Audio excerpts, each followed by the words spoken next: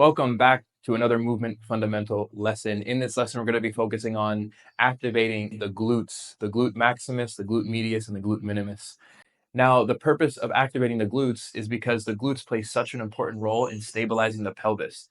The glute maximus, which is the densest muscle in the body, focuses on bringing the leg back into extension like so. The glute minimus and the glute medius focus on bringing the leg out into abduction just like this.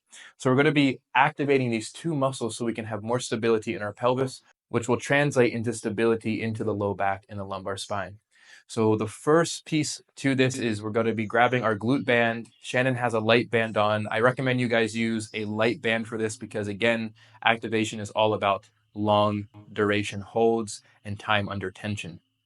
So Shannon's going to be laying flat on her back. The first thing we want to do is slightly tuck the shoulder blades underneath by retracting them back just like this. That allows her body to be elevated just a little bit. Take your feet a little bit wider so they're shoulder width apart. Great. Now we're going to take the band, pumping your legs out against the resistance of that band and letting them fall back in. And just keep doing that a couple times. And Shannon, where do you feel that in your body? Feel it here. So she feels it deep on the side of her legs here. That's exactly where you guys should be feeling it. That's where those abductors live, and that's the muscle that we're trying to activate. So now that that muscle is activated and you understand where it's at, we're going to now get into the glute bridge. Now the glute bridge is going to activate the glute maximus here. So we want to focus on driving the weight into the heels because the heels will connect to the hamstring and the hamstring ties right into the glute maximus. Before we get into the glute bridge, we're going to turn on those adductors. So drive the legs out, Shannon, hold it right there. We're going to utilize the breath activation technique, turning on the core, holding that, maintaining your breath. And then from this position, we're going to drive up. Driving up through the heels, turning on the glute maximus right there while keeping those legs out. We're going to do 8 of those very slow. So go down. That was 1. And just keep pumping up. That's 2. Slowly dropping down, not letting your legs or not letting your glute hit the floor, but keeping it elevated. Keep going here. That's 4. 5.